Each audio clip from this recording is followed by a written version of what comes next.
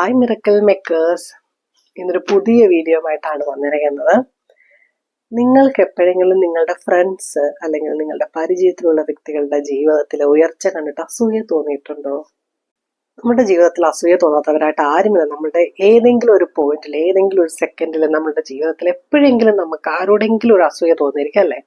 അങ്ങനെ ഒരു സിറ്റുവേഷൻ ഉണ്ടെങ്കിൽ താഴെ ഒന്ന് കമന്റ് ചെയ്യാവോ?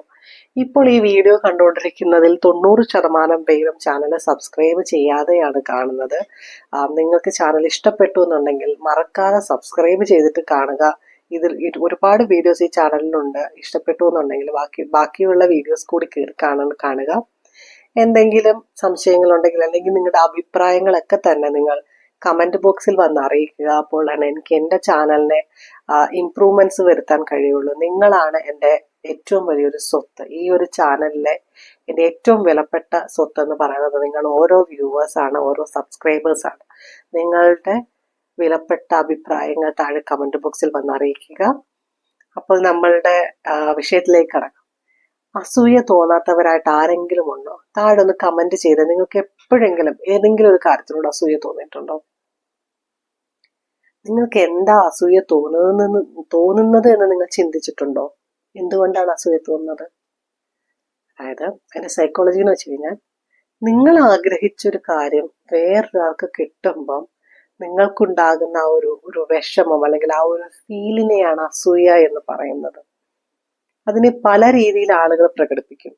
ചിലർക്ക് ആ ഒരു കാര്യം സഹിക്കാൻ പറ്റാതെ അവരെന്ത് ചെയ്യും, ആ ഒരു വ്യക്തി എത്ര നല്ല വ്യക്തി ആയാൽ കൂടി അവരെ കുറിച്ച് ഇല്ലാത്ത നെഗറ്റീവ്സും കാര്യങ്ങളൊക്കെ മറ്റുള്ളവരുടെ അടുത്ത് സ്പ്രെഡ് ചെയ്യും. അവരെ വളരെ ഒരു മോശം വ്യക്തിയാക്കി കാണിക്കാൻ ശ്രമിക്കും. പക്ഷെ നിങ്ങൾ അങ്ങനെ ചെയ്യുമ്പോൾ ആരുടെ എനർജിയാണ് അവിടെ അഫക്റ്റ് ആകുന്നത്? നിങ്ങളുടേതാണോ? ആ ഒരു അച്ചീവ്മെന്റ് നേടിയ വ്യക്തിയുടേതാണോ? നിങ്ങളുടേതല്ലേ? നിങ്ങളുടെ എനർജിയും നിങ്ങൾ സംസാരിക്കുന്നത് കേൾക്കുന്ന വ്യക്തികളുടെ എനർജിയുമാണ് ഇവിടെ അഫക്റ്റ് ആവുന്നത്. നിങ്ങളാണ് നെഗറ്റീവിലേക്ക് പോകുന്നത്, ഇത് കേൾക്കുന്ന വ്യക്തിയാണ് നെഗറ്റീവിലേക്ക് പോകുന്നത്. നിങ്ങൾ മാനിഫെസ്റ്റേഷൻ ഫോളോ ചെയ്യുന്ന ഒരു വ്യക്തിയാണെങ്കിൽ നിങ്ങൾ അവോയ്ഡ് ചെയ്യേണ്ട ഒരു പാറ്റേൺ ആണ് ഇത്. മറ്റുള്ളവരുടെ സന്തോഷത്തെ, മറ്റുള്ളവരുടെ അച്ചീവ്മെന്റ്സിനെ നിങ്ങൾ അപ്രീഷിയേറ്റ് ചെയ്യാൻ ശീലിക്കുക. അതിനെ എന്താണ് പറയുന്നത്, അതിനെ നിങ്ങൾ സന്തോഷത്തോടുകൂടി അക്സെപ്റ്റ് ചെയ്ത് അവരെ കൺഗ്രാജുലേറ്റ് ചെയ്യാൻ പഠിക്കുക. അങ്ങനെ നിങ്ങൾ മറ്റുള്ളവരെ അപ്രീഷിയേറ്റ് ചെയ്യുമ്പോൾ, കൺഗ്രാജുലേറ്റ് ചെയ്യുമ്പോൾ, നന്നായി ചെയ്തു, നിങ്ങൾക്കത് ലഭിച്ചതിൽ ഞാൻ വളരെയധികം സന്തോഷവാനായിരിക്കുന്നു എന്ന് ഉള്ളിൽ തട്ടി പറയുക. ആക്ട് ചെയ്യരുത്. 90% പേര് ആക്ട് ചെയ്യുകയാണ് ചെയ്യുന്നത്. ആക്ട് ചെയ്യരുത്. ഉള്ളിൽ തട്ടി പറയുക. അതിൽ നിങ്ങൾ സന്തോഷവാനായിട്ടിരിക്കുക.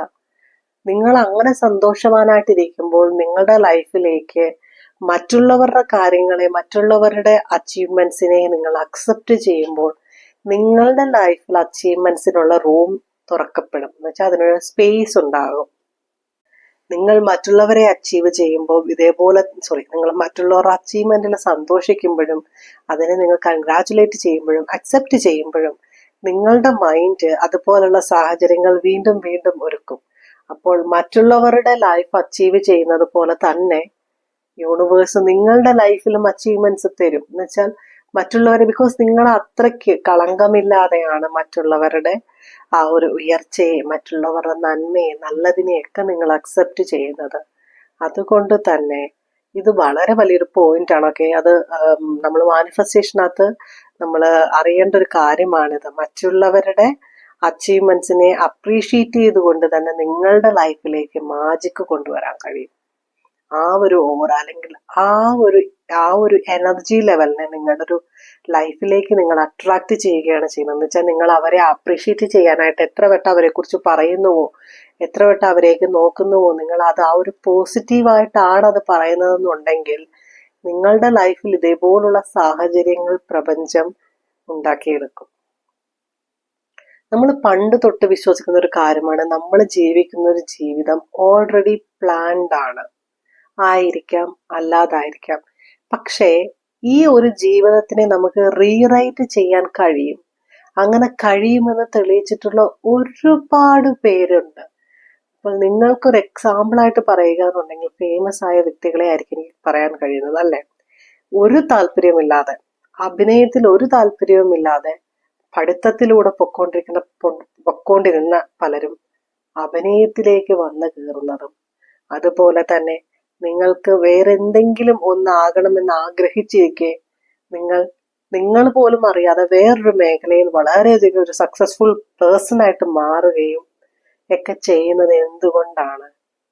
ലൈഫിലെ എല്ലാ കാര്യങ്ങളെയും വിധി എന്ന് പറഞ്ഞ് എഴുതാതിരിക്കുക.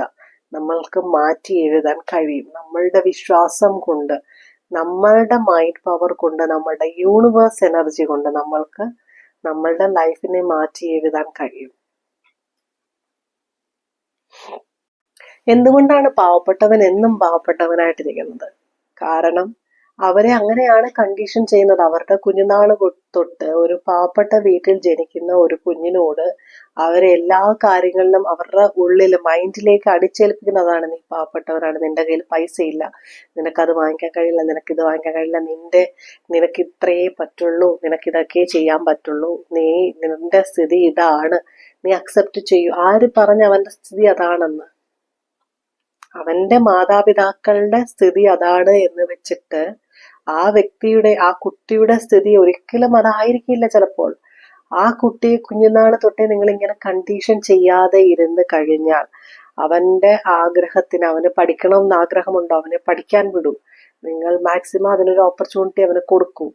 അവന്റെ മനസ്സിനെ നിങ്ങൾ ഇങ്ങനെ നെഗറ്റീവായിട്ട് കണ്ടീഷൻ ചെയ്യാതെ ഇരുന്നാൽ ചിലപ്പോൾ അവനൊരു നല്ല നിലയിലെത്തിയിരിക്കാം. പലപ്പോഴും നമ്മൾ കാണാറുണ്ട്, ചില വ്യക്തികൾ വളരെയധികം പാവപ്പെട്ട വീട്ടിലായിരിക്കാം, ചിലപ്പം എന്തെങ്കിലുമൊക്കെ ഒരു നെഗറ്റീവായിട്ടുള്ള ഒരു സിറ്റുവേഷനിൽ നിന്നും വളർന്നു വന്ന വ്യക്തിയായിരിക്കാം. പക്ഷെ അവർ ലൈഫിൽ വളരെ വലിയൊരു പൊസിഷനിലേക്ക് എത്തും. അത് അവരുടെ കഠിനാധ്വാനം, അവർ പഠിച്ചെടുത്തത് കൊണ്ട് മാത്രമൊന്നുമല്ല, അവരുടെ മൈൻഡ് പവർ കൂടി അതിനകത്തൊരു വലിയൊരു ഫാക്ടറാണ്.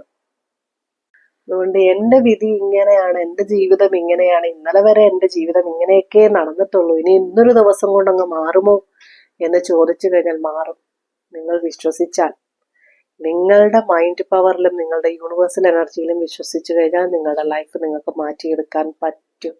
നിങ്ങളുടെ ലൈഫിൽ റിപ്പീറ്റഡ് പാറ്റേൺസ് വരുന്നത് നിങ്ങൾ അത് വിശ്വസിച്ചിരിക്കുന്നത് കൊണ്ടാണ്. എൻ്റെ ലൈഫ് ഇങ്ങനെയൊക്കെ ആയിരുന്നു, എൻ്റെ ലൈഫ് നിറയെ സങ്കടങ്ങളായിരുന്നു, എൻ്റെ ലൈഫിൽ കടബാധ്യതകളായിരുന്നു എന്ന് നിങ്ങൾ വിശ്വസിച്ചത് കൊണ്ടാണ് വീണ്ടും വീണ്ടും നിങ്ങളുടെ ലൈഫിൽ സങ്കടങ്ങളും കടബാധ്യതകളും വന്നുകൊണ്ടിരിക്കുന്നത്. യൂണിവേഴ്സ് വിചാരിക്കുന്നത് നിങ്ങൾ അതൊക്കെ ഇഷ്ടപ്പെടുന്നുണ്ടെന്നാണ്. കാരണം നിങ്ങൾ എപ്പോഴും അതിനെക്കുറിച്ചാണ് ചിന്തിക്കുന്നത്, നിങ്ങൾ എപ്പോഴും അതാണ് പറയുന്നത്. യൂണിവേഴ്സിന് അറിയില്ല നിങ്ങൾ അത് എൻജോയ് ചെയ്യുന്നുണ്ടോ ഇല്ലയോ. നിങ്ങൾക്കത് വേണ്ട എന്നാണെന്നുണ്ടെങ്കിൽ നിങ്ങൾ അതിനെ ഫോക്കസ് ചെയ്യാതിരിക്കുക. നിങ്ങൾ അതിനെ പിന്നെയും ഫോക്കസ് ചെയ്യുമ്പോൾ യൂണിവേഴ്സ് വിചാരിക്കുന്നത് നിങ്ങൾക്കത് വേണം, നിങ്ങൾക്കത് ഇനിയും വേണം. നിങ്ങൾ ആ ഒരു സാഹചര്യത്തിനെ നിങ്ങൾ അട്രാക്ട് ചെയ്യുകയാണ്. നിങ്ങൾക്കത് വേണമെന്ന് കരുതി വീണ്ടും വീണ്ടും നിങ്ങളുടെ ജീവിതത്തിലേക്ക് കഷ്ടപ്പാടുകളും ബുദ്ധിമുട്ടുകളും കടങ്ങളും തന്നുകൊണ്ടിരിക്കും. അപ്പൊ എല്ലാത്തിനെയും വിധിയായി പറയാതെ, എല്ലാം മറ്റൊന്നിന്റെ പുറത്ത് നിങ്ങൾ കൊണ്ടുവന്നിടാതെ, നിങ്ങളാണ് നിങ്ങളുടെ ലൈഫിന്റെ റെസ്പോൺസിബിൾ ആയിട്ടുള്ള പേഴ്സൺ. നിങ്ങളുടെ ലൈഫിൽ സംഭവിക്കുന്ന എല്ലാത്തിനും കാരണം നിങ്ങൾ തന്നെയാണ്. ഒന്ന് ആലോചിച്ച് നോക്കിയേ, എനിക്ക് എഞ്ചിനീയറിങ്ങിന് പോകണ്ടായിരുന്നു, എനിക്കൊരു സ്കൂൾ ടീച്ചർ ആയാൽ മതിയായിരുന്നു. എന്തുകൊണ്ട് നിങ്ങൾ എഞ്ചിനീയറിംഗ് എൻ്റെ അച്ഛനും അമ്മയും നിർബന്ധിച്ചത് കൊണ്ടാണ്. എന്ത് നിർബന്ധിച്ചത് കൊണ്ട്? അവരെ നിർബന്ധിച്ചു, നിങ്ങൾ പഠിച്ചു. നിങ്ങൾക്ക് അത് കഴിഞ്ഞിട്ട് നിങ്ങൾക്ക് അത്രയ്ക്ക് ആഗ്രഹമുണ്ട്, നിങ്ങൾക്കൊരു സ്കൂൾ ടീച്ചർ ആവാൻ ആഗ്രഹമുണ്ടെങ്കിൽ നിങ്ങൾക്ക് എഞ്ചിനീയറിംഗ് കഴിഞ്ഞിട്ടും നിങ്ങൾക്കത് മാറായിരുന്നല്ലോ. എന്തുകൊണ്ട് മാറില്ല? അപ്പോൾ പറയും പ്രായം ഒരുപാടായി. എന്താണ് 50 വയസ്സിലും 45 വയസ്സിലും 40 വയസ്സിലും ഒക്കെ വന്നിട്ട് 10ാം ക്ലാസ് ഒക്കെ എഴുതിയിട്ട് പാസ്സാകുന്ന വ്യക്തികളുണ്ട്. 60 വയസ്സിൽ എഴുതുന്നവരുണ്ട്, അതിനിപ്പുറത്ത് വയസ്സുള്ളവരുണ്ട്. അപ്പൊ എന്തുകൊണ്ടാണ് നിങ്ങൾക്ക് കഴിയാത്തത്? അപ്പൊ നിങ്ങൾ ഇതെല്ലാം ഒരു എക്സ്ക്യൂസ് ആയിട്ടാണ് എടുക്കുന്നത്. എല്ലാം മറ്റുള്ളവരുടെ പുറത്ത് ചാരുകയാണ്. എന്റെ ജീവിതം ഇങ്ങനെ ആയത് ഇന്ന വ്യക്തി കാരണം, ഞാൻ ഇങ്ങനെ ആയത് ഇന്നവർ കാരണം, എന്റെ പേരൻസ് കാരണം, എന്റെ ഫ്രണ്ട്സ് കാരണം, എന്റെ ലൈഫിലുള്ളവർ കാരണം. ഒരിക്കലുമല്ല. നിങ്ങളുടെ ജീവിതം ഇങ്ങനെ ആയത് നിങ്ങൾ കാരണമാണ്, നിങ്ങളുടെ ചിന്തകൾ കാരണമാണ്. എന്തിനാണ് അത് മറ്റുള്ളവരിൽ പഴിക്കുന്നത്? ഒന്നും കിട്ടില്ലെങ്കിൽ നിങ്ങൾ അത് ദൈവത്തിന് കൊടുക്കും. ദൈവം എനിക്ക് എൻ്റെ ജീവിതം ഇങ്ങനെ ആക്കി, എൻ്റെ വിധിയാണത്, എൻ്റെ കർമ്മഫലമാണ്. എന്താണിതൊക്കെ? നിങ്ങളുടെ കർമ്മഫലത്തിനെ, നിങ്ങളുടെ പൂർവ്വജന്മത്തിലുള്ള കർമ്മഫലത്തിനെ വരെ നിങ്ങൾക്ക് ക്ലെൻസ് ചെയ്യാൻ കഴിയും. പിന്നെ എന്തുകൊണ്ടാണ് നിങ്ങൾ ചെയ്യാത്തത്? നിങ്ങൾ എന്താണ് അതിനകത്ത് ഇങ്ങനെ കണ്ടിന്യൂ ആവുന്നത്? കാരണം വയ്യ, നിങ്ങൾക്ക് ആർക്കും ഒന്നും ചെയ്യാൻ വയ്യ. അതാണ് ഏറ്റവും വലിയ കാരണം. ഇതൊക്കെ ചെയ്യണമെന്നുണ്ടെങ്കിൽ കുറച്ച് ടൈം സ്പെൻഡ് ചെയ്യണം, പിന്നെ കുറച്ച് എഴുതണം, കുറച്ച് കാര്യങ്ങളിൽ ഫോക്കസ് ചെയ്യണം, നിങ്ങളുടെ മൈൻഡിൽ ഫോക്കസ് ചെയ്യണം. ഇതിങ്ങനെ അങ്ങ് അക്സെപ്റ്റ് ചെയ്ത് പോയി കഴിഞ്ഞാൽ അടിപൊളിയല്ലേ? വെറുതെ കുറേ യൂട്യൂബ് വീഡിയോസ് കാണാം, ഷോർട്സ് കാണാം, ടിക്ടോക്ക് കാണാം, കുറേ സമയം വെറുതെ ഇങ്ങനെ അങ്ങ് പോകാം. എന്നിട്ട് ലൈഫിൽ ഓരോ സങ്കടങ്ങൾ വരുമ്പോഴും ഓരോരുത്തരുടെ പുറത്തേക്ക് ഇട്ട് കൊടുക്കാം. നമ്മൾ ഫ്രീ ആയി. ഞാൻ കാരണമല്ലല്ലോ, ഇന്നാള് കാരണമല്ല എൻ്റെ ജീവിതം പോയത്. പക്ഷെ ആര് കാരണവും ആയിക്കോട്ടെ, ആരുടെ ജീവിതമാണ് എന്ന് പോകുന്നത് നിങ്ങൾ ആലോചിക്കുക. നിങ്ങളുടെ ജീവിതമാണ് അവിടെ നശിക്കപ്പെടുന്നത്, വേറെ ആരുടെയും ജീവിതം നശിക്കുന്നില്ല. അപ്പം നിങ്ങളുടെ ജീവിതത്തിനെ മുന്നോട്ട് ഉയർത്തണമെങ്കിൽ നിങ്ങൾ നിങ്ങളുടെ എഫോർട്ട് ഇടേണ്ടതാണ്. വേറെ ആരെന്ത് വന്ന് ചെയ്തിട്ടും ഒരു കാര്യവുമില്ല. നിങ്ങൾക്കിപ്പോൾ പരീക്ഷയിൽ ജയിക്കണമെന്നുണ്ടെങ്കിൽ നിങ്ങൾ പരീക്ഷ എഴുതിയേ പറ്റുള്ളൂ. ഇപ്പൊ വീട്ടിൽ നിന്ന് അച്ഛനോ അമ്മയോ ഒന്നും വന്ന് എഴുതാൻ കഴിയില്ല അല്ലേ? അപ്പൊ നിങ്ങൾ പരീക്ഷ എഴുതണമെങ്കിൽ നിങ്ങൾ പഠിക്കണം. അച്ഛനോ അമ്മയോ പഠിച്ചിട്ട് നിങ്ങൾ എക്സാം ഹോളിൽ പോയിട്ട് എന്ത് എഴുതാനാണ്? ഒന്നും എഴുതാൻ കഴിയില്ല. നിങ്ങൾ പഠിക്കണം. നിങ്ങളുടെ ലൈഫ് നന്നാക്കണമെന്നുണ്ടെങ്കിൽ ഫസ്റ്റ് ഓഫ് ഓൾ നിങ്ങൾ അത് വിചാരിക്കണം. നിങ്ങളുടെ ഉള്ളിൽ നിന്ന് ആഗ്രഹം ഉണ്ടായിരിക്കണം. അതിനുള്ള എഫോർട്ട് ഇട്ട് തുടങ്ങി കഴിഞ്ഞാൽ ഈ യൂണിവേഴ്സ് തന്നെ നിങ്ങളുടെ ജീവിതത്തിലെ സാഹചര്യങ്ങൾ മാറ്റി നിങ്ങളുടെ ജീവിതത്തിലേക്ക് പുതിയ വ്യക്തികളെ കൊണ്ടുതരുന്നതായിരിക്കും. ഇപ്പൊ എൻ്റെ ഈ വീഡിയോ കാണുന്നത് ചില ആളുകൾക്കൊക്കെ ചിലപ്പോൾ പോപ്പപ്പ് ആയിട്ട് ചെല്ലും.